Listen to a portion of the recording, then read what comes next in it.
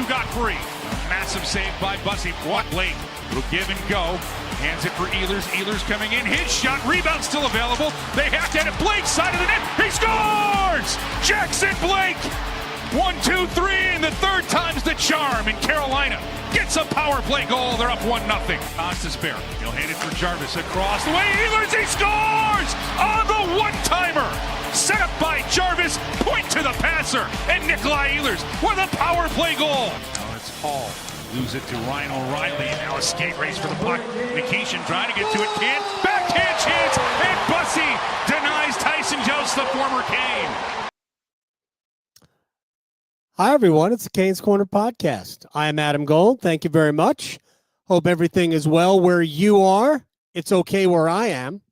Unfortunately, I wasn't at Lenovo Center tonight, but still enjoyed the game and still enjoyed presenting it to you on the radio. And certainly will enjoy this podcast. And we are brought to you by the Aluminum Company of North Carolina. If it is for the exterior of your home, you can find it at the Aluminum Company of North Carolina. As I sort of sit back and relax rather than be on the edge of my seat. Although there was a lot of edge of your seat stuff for Carolina today as they won 6-3 over the Nashville Predators. We're brought to you by the Aluminum Company of North Carolina. If it is for the exterior of your home, you can find it at the Aluminum Company of North Carolina on Hamlin Road in Durham. No place like it. Sammy Hanna and his crew do a great job. You should check them out for all of your exterior home improvement needs. Carolina got a lot of what they needed tonight. You know, certain guys needed to produce on the score sheet that hadn't scored goals. Like, I mean, I'm good. This is going to seem I'm scattered all over the place. Sebastian Aho had 6 assists in his last 6 games. There's nothing wrong with that. But he had no goals. And if you're Aho and you have multiple 35, nearly a 40-goal season under your belt, and you've got to produce goals for this team, you can't be sitting here really a third of the way through the season, because tonight was basically a third of the season. Can't be sitting here at 8 goals. It's not even good to be just at 9 goals for Aho. I mean, this team needs Sebastian Aho to be in the mid-30s, really pushing 40 goals. So he gets his 9th today. We'll talk about it later. But Aho scored. Nick Ehlers scored. He had 1 goal in 8. Yes, it was the overtime game winner against Calgary, and that was a fantastic goal. But that was it. Jackson Blake in 13 games had 2 goals. We remember the game because they both came in the same game. And I guess every 6 or 7 games, Jackson Blake scores 2 goals because he had 2 tonight. He was awesome tonight. But that line is almost always really good. It just hasn't scored enough. Logan Stankoven has now gone 12 games without a goal, but we're not complaining about it because the Hurricanes put up 6, and that line continued to do what that line has been doing. So some guys needed like a little bit of a breakthrough. That line needed it. Aho needed it. There are still some other guys. Andrei Svechnikov needs a goal. It's now 6 games without a goal for Andrei. Do I have that correctly? Yes. 6 games without a goal for Andrei. And I thought that top line was a little quiet tonight, although there were certainly great individual plays. The Aho goal was great. I thought Seth Jarvis, especially early, was very good. But they still need to get some of their best players really getting on a hot streak. You know, it's weird. Every great player goes through a period where you think that they're going to it's like 2 points a game. We haven't had that yet from Aho. We haven't had that yet from Svechnikov. We really haven't had that even from Jarvis. We haven't had that super scintillating stretch. If you go back in, really, maybe not Andrei, but certainly if you go back with in Aho's career, there are 10 game stretches where Aho's got like 22 points. We haven't had that yet. It's going to, I assume it'll happen, but we need to see that. And I think when Aho really starts getting cranked up, because I think the way Blake and Stankov and Ehlers combine, I think those guys are always around it. But we just need to see that kind of play, and the threat from Carolina's top line. So everything you get from the depth becomes gravy. And there's a lot of gravy to be had with Carolina. There's a lot of things I want to talk about tonight. But we saw some guys really need to have good games, or at least produce, because I think for the most part, they've been good. Faceoffs were still an issue tonight, but again, Nashville's great in the faceoff circle. Carolina, not so great in the faceoff circle. And it's an ongoing concern. But I thought it's interesting, though, and again, I'll tell you what, we'll table the special teams discussion. I have like 4 things I want to get to, and special teams is one of them. In our first item, and we're going to talk about it just within the context of the game, and then at the end, we'll come back and maybe broaden the discussion a little bit. And we're going to start with what I thought was the number one reason why Carolina not only won, but won comfortably tonight. I thought the offense was always going to be there. Nashville has been really bad defensively. UC Saros can only do so much. Saros actually has fairly good numbers given the fact that his team is so bad in front of him. But to me, the whole reason why Carolina won the game the way they did was Brandon Bussi. I know he gave up 3 goals on 24 shots. His save percentage was lower than 90% for the first time in a minute. My first star. If you watch the game, yes, we get seduced by the goals, and Blake was great tonight, and he was the first star in the building. Brandon Bussi's the reason why Carolina won 6-3 tonight. And we're going to play like a montage of the highlights in a sec. But here's all you need to know. When I roll through the Bussi highlights, know this. There's probably 5 others that we're not going to use. It seemed, especially in the first 2 periods, remember Carolina led 4-0 after 2. After the Aho goal, they led 5-0. There were so many great opportunities. I mean, it wasn't like Carolina played badly, right? But it just seemed like the chances that Nashville had were all like they could have been goals. It was amazing that, as many good saves as Bussi had in the first 2 periods, when you looked up on the shot chart, there was only 11 shots on goal. What was funny to me is that there were like 9 scoring chances and 11 shots. It was that kind of a game. It really was very impressive. I know we heard this one, but let's hear it again. Hall lose it to Ryan O'Reilly, and now a skate race for the puck. Nikishin trying to get to it, can't. Backhand chance, and Bussi denies Tyson Jost, the former Kane. Evangelista sends it in the corner for O'Reilly. Stamkos out in front, backhand through. Bussi keeps it out as Evangelista was there. Oh, here Bussi, what a save. Face off. One here by Forsberg. His shot goes wide. Rebound. Bussi gets across, and another save. Brandon Bussi getting across to take it away from Svechkov. Well, is he ever Bussi in the what more can I do portion of the tour? Chance Evangelista coming in on Bussi, trying to send him around. A chance out in front. Stamkos misses. Bussi gets a piece, and Carolina helps out as well. Backtracking there. Oh, goodness. Did Will Carrier with the goal late in the first, did he save a goal there? We're going to get a look. And if not, Brandon Bussi might have one of the Save of the Year candidates right there.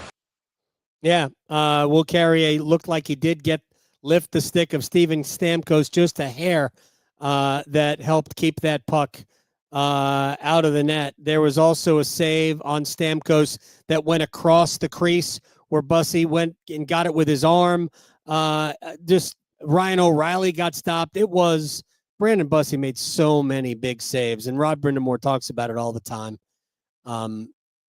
It's not the overall numbers, right? It's not what was your save percentage, what's your goals against average, blah, blah, blah. When do you make the saves? And I talked about this at the very beginning of the aftermath. How different is the Toronto game if Freddie Andersen keeps the first puck out? Now, the third goal he should have had. That's the bad goal, right? He played it poorly, and I mean, at least to me, that's a save you make. The first goal, I mean, it's a good goal, but it's also one that, man, if you're really sharp, you can get. I know how Hurricanes fans think, and I don't disagree with them, by the way, because I'm a Hurricanes fan. Like, that seems to be the save that other goalies make. Igor Shesterkin makes that save. UC Saros played well and got pulled tonight. Made a ton of great saves. Those are the goals that other goalies save. And it would have been great for Freddie to come up with that first one. So what's the difference if Andersen makes that save? Maybe the bad break doesn't happen, right? The bad break goal off the stanchion doesn't happen. Remember how I believe in sports. You may not. That's fine. We all have our the right to our own belief systems. I believe that sports, much like life, is a chain of events. And what happens here leads to what happens here, what happens here, what happens here. It's why in sports, I'll never play the, I'll just use a baseball analogy. A guy gets caught stealing, the next guy hits a home run, and you go, oh, man, if he didn't get caught stealing, they would have scored twice. Well, that's not really the way it works. It just isn't. It's not the way it works. And I believe that if Andersen had made the save on the first goal, the second goal doesn't happen. And if you go back to the game against Toronto, why did Carolina struggle so much? Well, they really didn't. They just didn't finish their chances, and Freddie couldn't bail them out. And that's really the story of not just the game, not just hockey, but sports. What do you do in that moment? Do you make a big pitch? Do you pick up the first down? Right? Do you make the great catch that gets you the first down? Do you hit that wide open three? Like this is these moments, right? And Brandon Bussi won the moments tonight.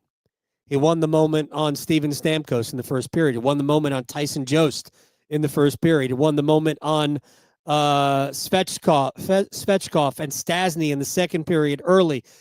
He won the moment on Stasny and Evangelista, and not Stamkos and Evangelista, Stamkos and O'Reilly in the second period. He won the moments.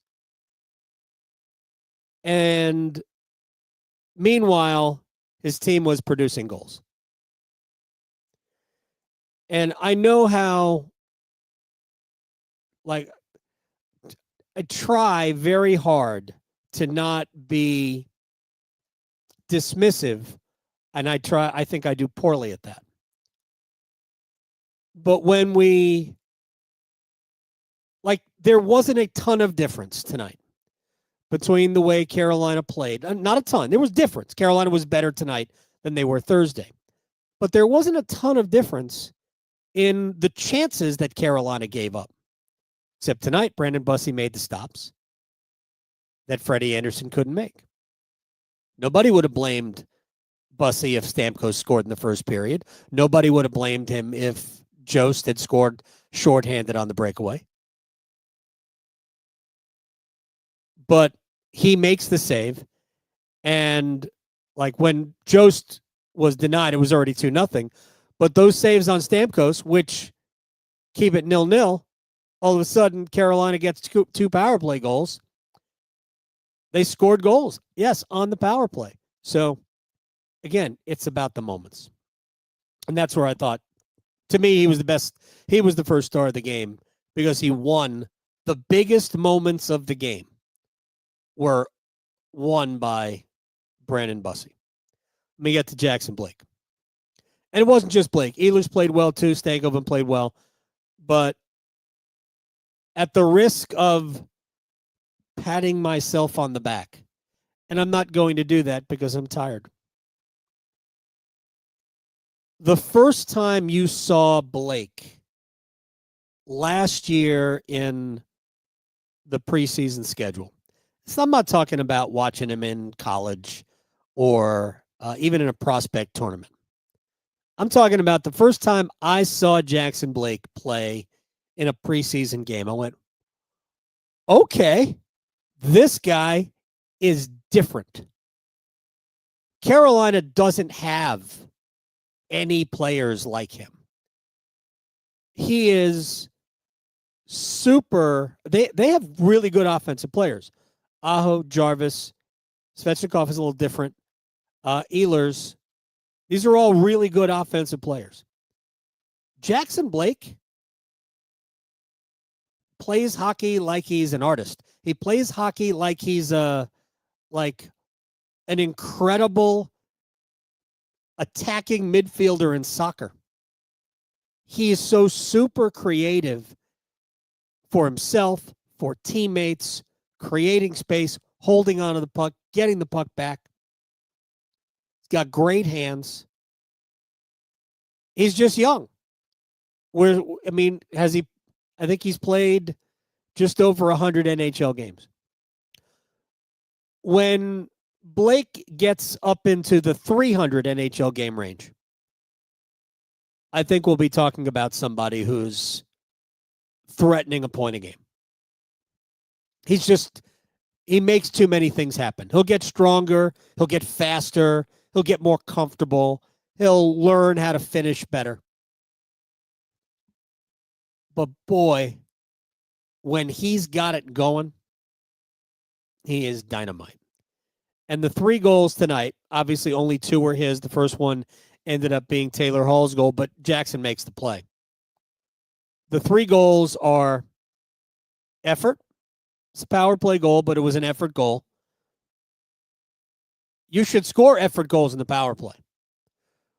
Remember, you got to outwork the penalty kill. The penalty kill is by nature desperate. So you have to outwork it. And Jackson Blake outworked the Nashville penalty kill. It was a 4th effort goal.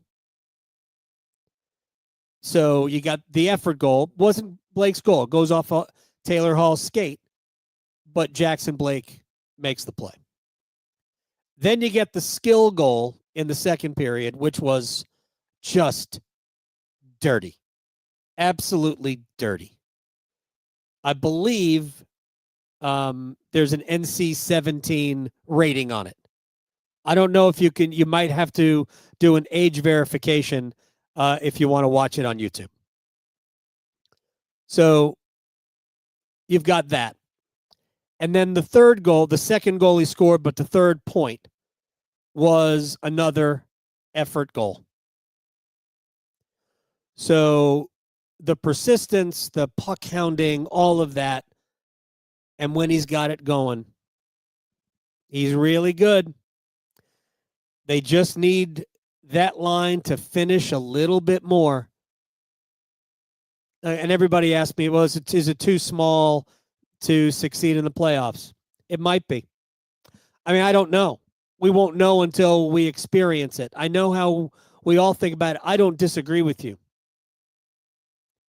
And I want to point out one thing I saw on Twitter after Michael Bunting scored a power play goal to make it 5-1. Somebody asked if the Hurricanes should go after Bunting for the sandpaper and all of that. Here's why Carolina won't go back after Michael Bunting. There's a reason they wanted to include him in the trade with Pittsburgh. I mean, there's a reason. Because what we thought Michael Bunting was, he wasn't. He wasn't that guy. He wasn't the sandpaper that we think he is. It's not. we're not going this route, but I'd just as soon go get Eric Halla back before I would get Michael Bunting. I don't want Eric Halla, but I would just as soon have him rather than Bunting. Because that's sandpaper. That's also faceoffs. But again, I'm not advocating for it, and I don't think the Hurricanes would go down that road either. But I don't think they're going to go after Michael Bunting. I don't think they're interested because all of the things we thought Bunting was, he wasn't.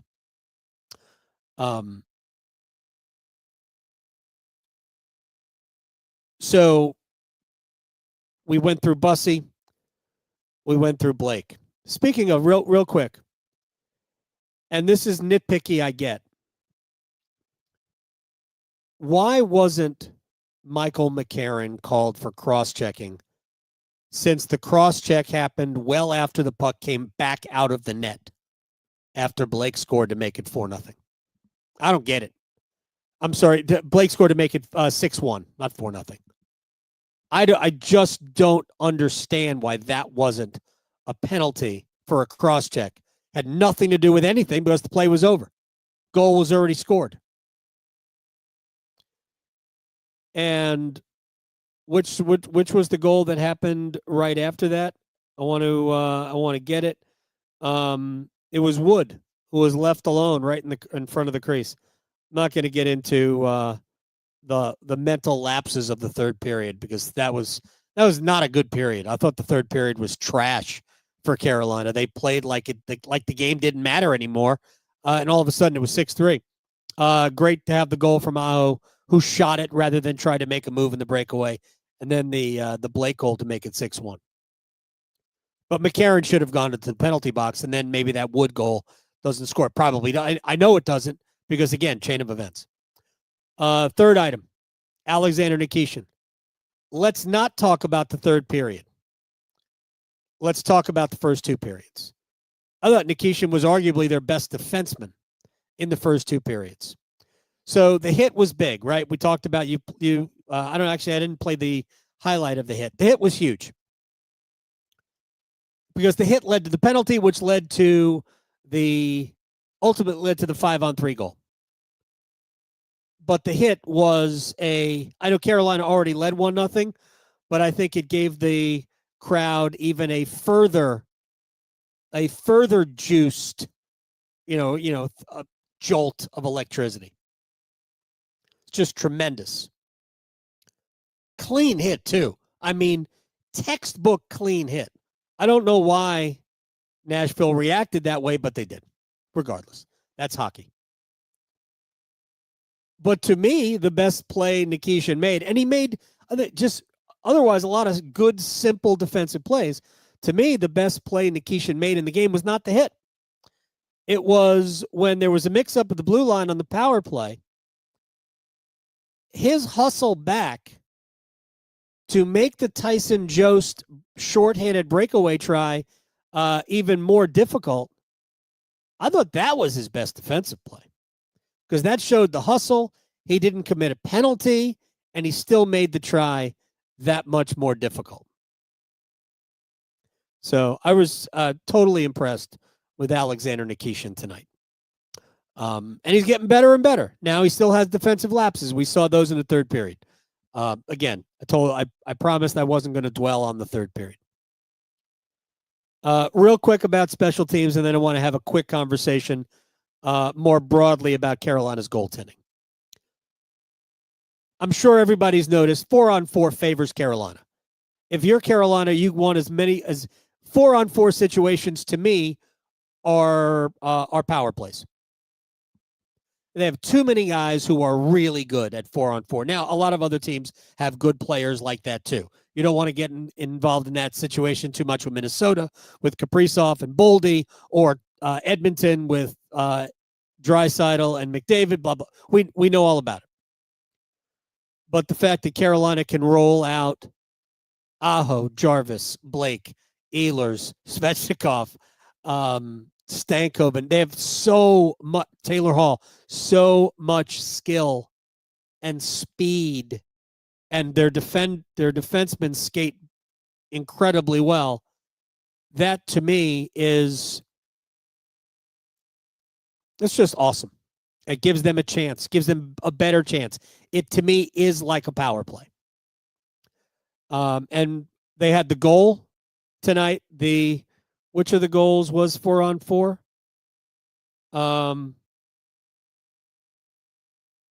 No, they didn't have the goal at 4-on-4. Chatfield to Jarvis for a chance. The Blake goal might have been 4-on-4. I have to go look at it. Maybe not. But the Ehlers shorthanded try was really a carryover of 4-on-4. I know it was shorthanded. Nick Ehlers doesn't kill penalties. He's not out there killing a penalty. But it was at the end of a 4-on-4 shift where he was out there on the penalty kill, and he was just out of gas. And you could tell when he's skating in, he was much slower than he would normally be. Power play went 2 for 5.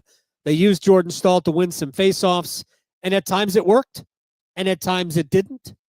But I think that's a tweak that Rod Brindamore, at least for the time being, is going to use.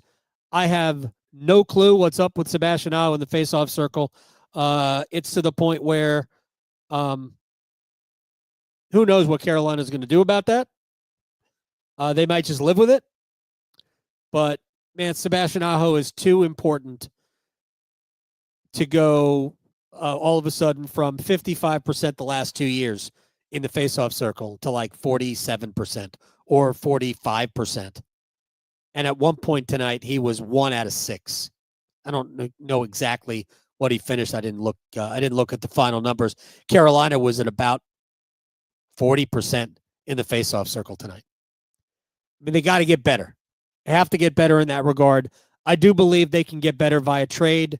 I don't know, and I don't know if they're going to be in the market for something like that. If I were making the decisions, I would. For instance, if I were purchasing a minority stake in the Hurricanes, as Tom Dundon is looking to sell, if I was going to purchase a minority stake, I would stipulate that I get to make one trade, and that trade would be for a right-handed center who can win faceoffs, play in the middle of the ice, play in all situations, and might be Swedish. Anyway, I think at some point Carolina is going to have to address that. And now let's have a little bit of a broad discussion quickly about goaltending. Rod Brindamore told me before the game today that he thought that Kochetkov was going to back up. Obviously, Anderson was in the baseball cap on the bench and not Kochetkov. I don't know what that means for tomorrow. I will get to the arena probably around 1. I'll talk to Rod about 2:45. At 2:45, we'll find out who the starting goaltender is. Here is my hope. My hope is that it's Pyotr Kochetkov. He was cleared to play. And Rod told me again before the game that he was probably going to back up, but maybe not. And obviously Freddie backed up tonight. But if Kochetkov was cleared and therefore ready to play, I think we'll see Kochetkov play against San Jose. And if he plays well, and it's not an automatic, but if he plays well, now Rod Brindamore has 2 other options in goal. And at some point, we'll probably have a hard conversation with Frederik Andersen. After the game against Toronto, Anderson said he's played worse and had better results. I mean, I agree. I think he has. And again, I don't think we're talking about a Freddie Andersen who is playing horribly. I think we're seeing a Freddie Andersen who's simply not bailing his team out when we see other goalies doing that. There's a difference between bad goals and a goal where you can make a save. And maybe the third goal against Toronto was a bad goal. Maybe. But ultimately, Freddie really isn't coming up with enough of the, hey, thank you saves like Brandon Bussi did tonight. If Freddie starts this game tonight, I mean, that game could have been, I don't know, it could have been 2-0 Nashville before we got Carolina going. So it's all of that. We need better from the Hurricanes goaltending. Bussi's playing well, but he's not playing every game. And for those people on social media saying we should play him all the time, Rod doesn't even do that when Freddie Anderson is playing well, or when Kochetkov is playing well, or when Peter Mrazek was playing well. That's not the way he rolls. So if Kochetkov can come back, and I'm hoping he plays tomorrow against San Jose, but if he can come back and play well, and now all of a sudden Carolina's got two healthy options. What does that mean for Frederik Andersen? I would just say sports is cruel. Andersen has been a very good goaltender for this organization now for what? 4 years? The 21-22 season was Andersen's first. 22, 23, 24, 25. So this is Andersen's fifth year with the Hurricanes. Yes, he has been unavailable often. But here's what Andersen has been when available for Carolina. Reliable. For the most part, very good. In spite of what some of you believe, he has been very good. He has absolutely been a goaltender that you can win with. Does he steal games? That's the one element he really doesn't. He hasn't had. But he has been really good. But this year, he hasn't. And I think it's souring a lot of people. By the way, I'm well aware of the bad games that he's had and some of the meltdowns that he's had. But that doesn't mean that he wasn't otherwise really good in playoff series up until that game. So, but at some point, and I sort of skirted the issue with Rod today. I talked about it more openly with Tripp. At some point, we're going to have a difficult conversation. At some point. I don't know when that is. I don't know if Kochetkov can get a run of games where he's healthy.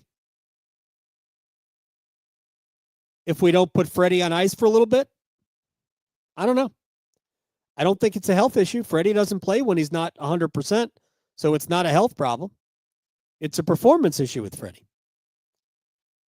I know Rod trusts him because he built that trust over time.